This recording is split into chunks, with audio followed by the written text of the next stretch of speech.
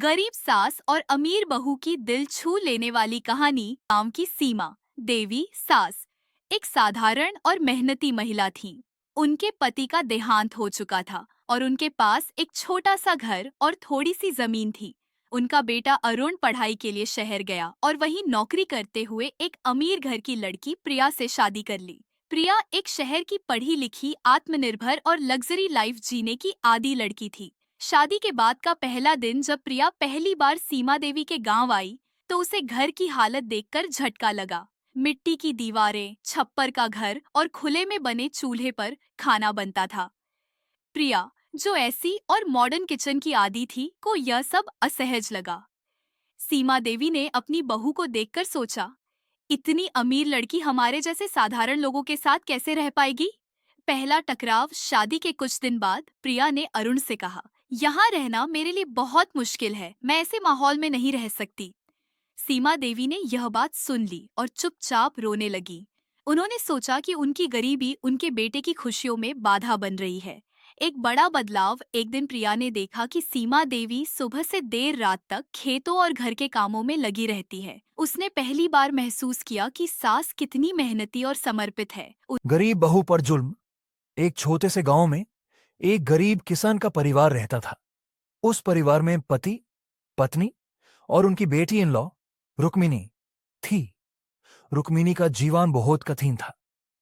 उसने अपनी शादी एक गरीब किसान हरीश के साथ की थी, जो अपने खेत में काम करता था। हरीश की मां शकुंतला, जो एक कठोर और ग्रम्पी औरत थी, हमेशा रुक्मिनी को परेशान करती थी। रुक्मिनी को घर के सारे काम संभालने पड़ते थे। सुबह से शाम तक वो खाना बनाने, सफाई करने और खेतों में काम करने में लगा रहती थी। हरीश अपनी मां के प्रभाव में था और कभी अपनी पत्नी के लिए कुछ नहीं करता था। शकुंतला मां हमेशा रुक्मिनी को नीचा दिखाने की कोशिश करती थी और हर वक्त उसके काम को बदनाम करती थी। एक दिन रुक्मिनी ने थोड़ा सा समय निकालने की कोशिश की, लेकिन शकुंतला मां ने इससे फायदा उठाया। उसने रुक्मिनी के काम को और ज्यादा मुश्किल बनाने के लिए हर तरीके से उसे परेशान करना शुरू कर दिया। तुम्हारे काम सही नहीं होते, तुम गलत काम करती हो, तुम अपने घर को ढंग से नहीं संभाल सकती हो। ऐसे शब्दों से वो रुक्मिनी को रोज नर्म जुल्म का सामना करने देती थी। रुक्मिनी के जीवन का हर दिन एक नया दाढ़ था। कभी अपनी मां की बात सुन के हरीश उसकी मदद नहीं करता था। रुक्मिनी को लगा कि वो अपने घर में सिर्फ एक झांसी की रानी की तरह काम कर रही थी, जिसे कभी भी कुछ भी अच्छा नहीं मिलता था। एक दिन रुक्मिनी ने अपने जीवा के दाढ़ को सबके सामने रख दिया।